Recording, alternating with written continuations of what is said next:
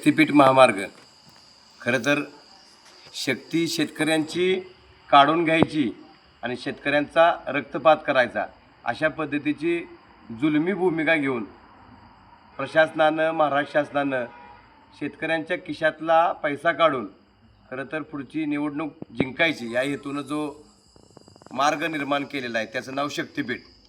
आपल्या शेतकऱ्यांना देवभोळ्या आपल्या जनतेला देवाच्या नावाखाली गंडवण्याचा हा अत्यंत प्रामाणिक उद्योग आहे.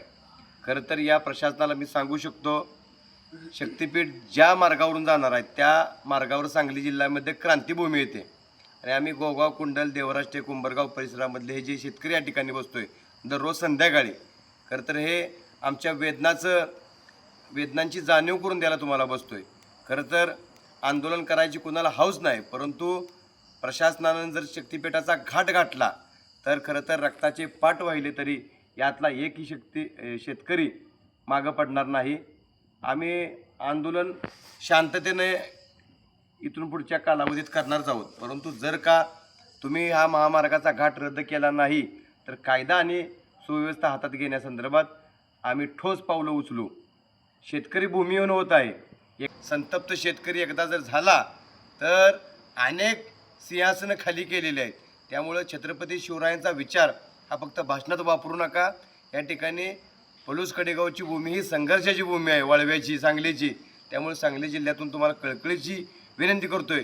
परवा या ठिकाणी आम्ही प्राथमिक अगदी कमी वेळात तास 2 तासातलं जे काही नियोजन केलं त्यामुळे 2-4 हजार शेतकरी एकत्रित आले. त्या ठिकाणी जयंत पाटील आले, विश्वजित कदम आले, राजू शेट्टी आले, रविराज साबळे आले, विशाल पाटील आले आणि हे सगळे आमदार रोहित पवार आले. अनेक शेतकरी चळवळीचे नेते बीजी काका, कॉम्रेड धनाजी गुरव आले. हे सगळं होत असताना काही प्रस्तावित पक्षाची लोक समाजकंटक म्हणून ह्या सगळ्या आंदोलकांना संबोधतात. शेतकरी किसान सभेचे अरे क्रांतिसिंह नाना पाटलांनी किसान सभा चालवली, त्यांनी कायम किसानांची बाजू घेतली, परंतु भारतीय जनता पार्टीच्या किसान सभेचा एक पदाधिकारी शेतकऱ्याला समाजकंटक म्हणतो. तुला किसान सभेच्या पदावरती राहण्याचा नैतिक अधिकारच नाही. त्यामुळं जर का तुम्ही आमच्या आंदोलनाला डिवचण्याचा प्रयत्न केला, कोण जर असं ह्या भागातून विकास होणार आहे असं जर आम्हाला सांगत असेल तर तुझ्या घरापुढे येऊन आम्हाला बोंबलावं लागेल. तू शेतकऱ्यांचा विरोधक आहेस का शत्रू आहेस का शेतकऱ्यांचा शुभचिंतक आहेस ही दाखवायची वेळ आलेली आहे. त्यामुळे बोलायला भावना खूप तीव्र आहेत. आम्ही सांगली जिल्ह्याच्या सीमेवरून 100-150 शेतकरी चालणार आहेत. गावोगाव क्रांतिसिंह नाना पाटील कसे चालले तसे आम्ही चालत जाणार आहे. त्याच ठिकाणी आम्ही त्या मंदिरामध्ये काही ठिकाणी राहणार आहे. बाधित शेतकऱ्यांना एकत्र करणार आहे आणि त्या शेतकऱ्यांचं प्रबोधन करून हे आंदोलन वाढवणार आहे. उद्याच्या 2 दिवसामध्ये गोगाव कुंडल कुंभारगावमध्ये मानवी साखळीचं नियोजन आम्ही केलेलं आहे. म्हणजे घरातल्या बायका, लहान मुलं, म्हाताऱ्या जी काही माणसं असतील त्यांनी हात लांब करायची आणि एक मानवी साखळी करायची. तशा पद्धतीचे आम्ही लक्षवेधी करणार आहे. खून लो लेकिन जान मत लो. आम्ही आमचं रक्त देऊ, परंतु आमच्या जमिनी घेऊ नका. सरकार तुम्हाला रक्तच आमचं प्यायचं आहे ना तर आमचा जीव न मारता आम्ही स्वतःचं रक्त देतो आणि हे रक्त घेऊन तुम्ही अनेक जीव वाचवा, परंतु आमच्या जमिनी घेऊ नका. त्यामुळं आमच्या जमिनीची किंमत करणारे तुम्ही कोण? तुम्ही जर आम्हाला जमिनी त्या ठिकाणी आमच्या विकत घ्यायचा असणार घाट गाठला असला तर आम्हाला जमिनी द्यायच्या नाहीत. त्यामुळं आम्हाला आमच्या पूर्वजांकडून मिळालेल्या जमिनी टिकवायच्या आहेत. हे महाराष्ट्रातलं लक्षवेधी आंदोलन घडणार आहे. मीडियाला सुद्धा या ठिकाणी विनंती करतो की मीडियाने सुद्धा संवेदनशीलतेने हा विषय हँडल करावा. यामध्ये कुणाला पुढारी व्हायचं नाही, यामध्ये कुणाला काही स्वार्थ साधायचा नाही, परंतु पोटतिडीक पुढे यावी. सामान्य भोळा बापडा शेतकरी बोलू शकत नसतो, त्याला खरं तर शब्द नसतात, परंतु त्याच्याकडे जे कर्तृत्व असतं ते शब्दाच्या आणि राजकारणाच्या पलीकडे असतं. त्यामुळे त्यांचं टोपीतलं दडलेलं पेट्यातलं दडलेलं प्रेम तुम्हाला जपायचं असेल, शेतीमाती जपायची असेल तर शेतकरी मोडायचं काम तुम्ही करू नका. हे पाप अत्यंत मोठं तुम्हाला शासनाला लागेल एवढी या ठिकाणी कळकळीची विनंती करतो. थांबतो. नमस्कार, मी बाधित शेतकरी आहे किरण चव्हाण. माझ्यासारखं बाधित शेतकरी साधारण या राज्यात म्हटले तर 10-20 हजार शेतकरी असतील.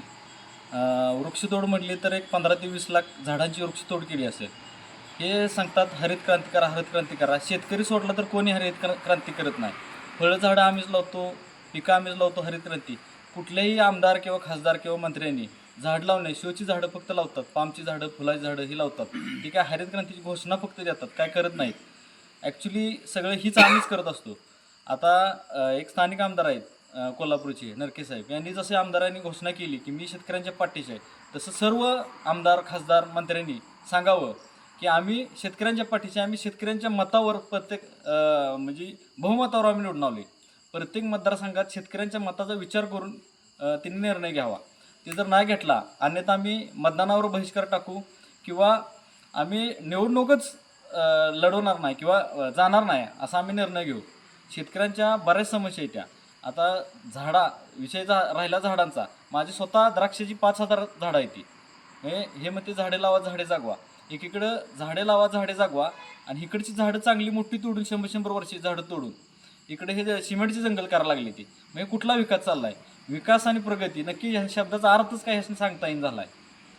एवढंच माझं म्हणणं आहे.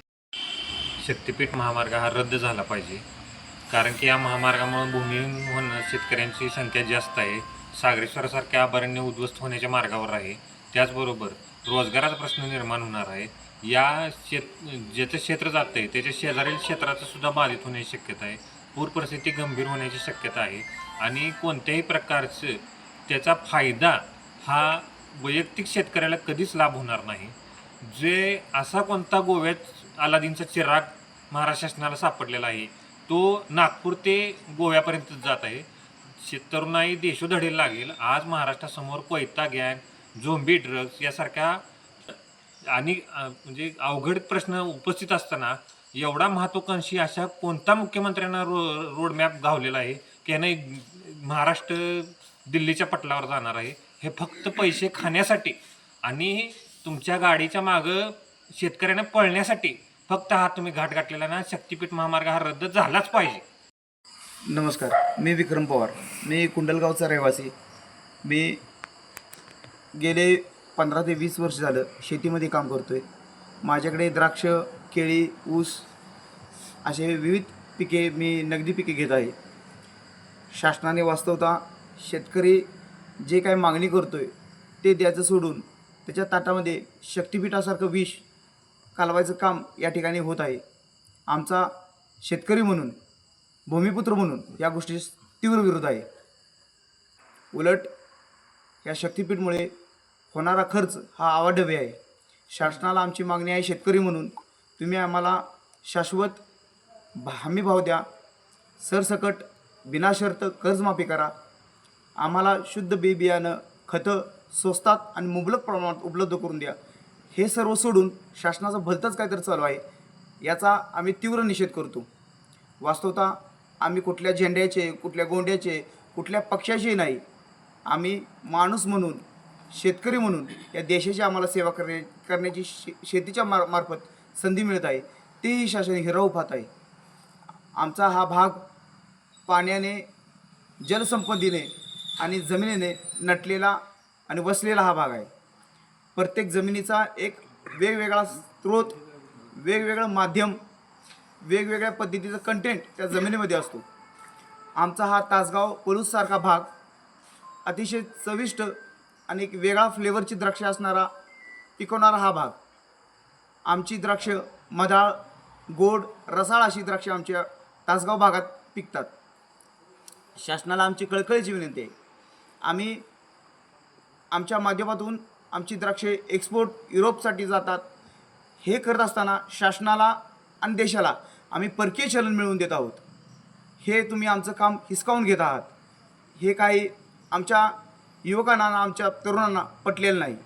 ज्या झाडाच्या फांदीने सावली द्यायचं सोडून कोराडीचा दांडा व्हायचं जर ठरवलं तर कोराडीचा दांडा गोतास काळ, हे पुरेपूर वाक्य ह्या शासनाला फिट बसतंय असं तरी मला भासतंय. शासनाला आमची कळकळीची विनंती आहे की हा शक्तिपीठ रद्द व्हावा.